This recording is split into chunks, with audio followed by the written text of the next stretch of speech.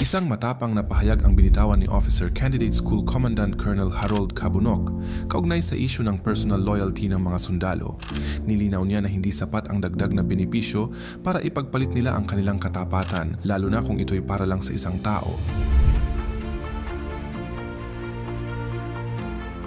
Ayon kay Cabunok, mahalaga ang benepisyo para sa kapakanan ng bawat sundalo at kanilang pamilya, pero hindi ito dapat gawing kapalit ng katapatan sa bayan.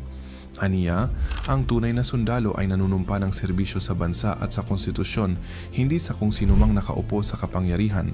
Sa gitna ng iba't ibang isyu sa politika at militar, paalala ni Cabunok, ang integridad at prinsipyo ng isang sundalo ang tunay na yaman ng sandatahang lakas ng Pilipinas.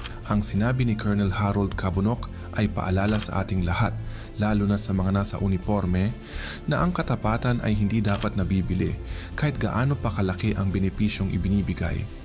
Ang pagiging sundalo ay hindi lamang tungkulin, kundi panata ng dangal at prinsipyo. Sa panahon kung saan uso ang personalan sa politika, mahalagang tandaan, ang tapat na serbisyo ay para sa bayan, hindi sa personalidad. Ang integridad ng isang sundalo ay dapat nakaangkla sa konstitusyon, sa watawat at sa taong bayan. Kapag naging tahimik tayo habang ang katapatan ay binibili ng kapangyarihan, unti-unti nating binabasag ang pundasyon ng isang demokratikong lipunan. Sa dulo, ang tanong ay simple, kanino ka ba talaga tapat, sa tao o sa bayan?